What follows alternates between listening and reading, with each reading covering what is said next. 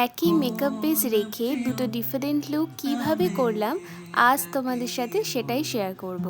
নমস্কার সকলকে, আমি বিজয়া। আমার ভিডিওতে তোমাদের সকলকে স্বাগত। আচ্ছা, তোমাদের মনে আছে যে কিছুদিন আগে আমি একটা এঙ্গেজমেন্ট লুকের ফুল টিউটোরিয়াল পোস্ট করি? সেই মেকআপ বেসটা দিয়েই কিন্তু এখন এই মেকআপটা হচ্ছে, মানে আই মেকআপটা হচ্ছে। ওই আই মেকআপটাকে রিমুভ করেছি আর লিপস্টিকটাকে রিমুভ করেছি। বেসের আমি কিচ্ছু করিনি, যা ছিল তাই।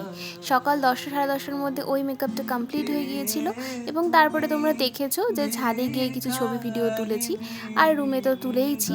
তো এই মেকআপটা যখন আমি করতে বসাই, মানে ধরো আই মেকআপটা রিমুভ করে লিপস্টিক রিমুভ করে যখন আমি বসাই, তখন বাজে ঘড়িতে 5টা।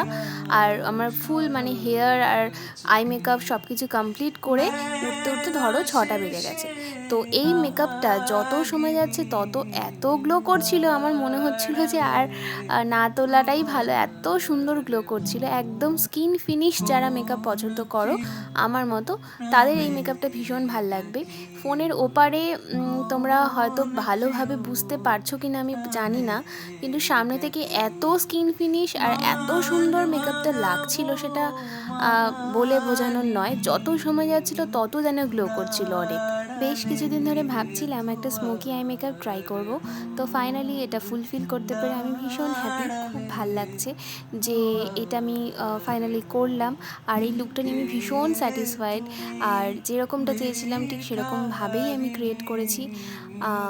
আমার করা প্রত্যেকটা লুকই আমার ভীষণ পছন্দের, তবে এটা একটু বেশি পছন্দের বিকজ এটা একটু ডিফারেন্টভাবে আমি করার চেষ্টা করেছি। আর তোমরা এবার আমাকে কমেন্ট করবে এই লুকটা তোমাদের কেমন লাগলো। ভালো লাগলে অবশ্যই কমেন্ট এবং লাইক করতে ভুলবে না। আজকের মতো ভিডিওটা আমি এখানেই এন্ড করছি। দেখা হবে অন্য কোনো সুন্দর ভিডিওতে তোমাদের সকলের সাথে। সবাই খুব ভালো থেকো, সুস্থ থেকো আর আমার সাথে থেকো। টাটা।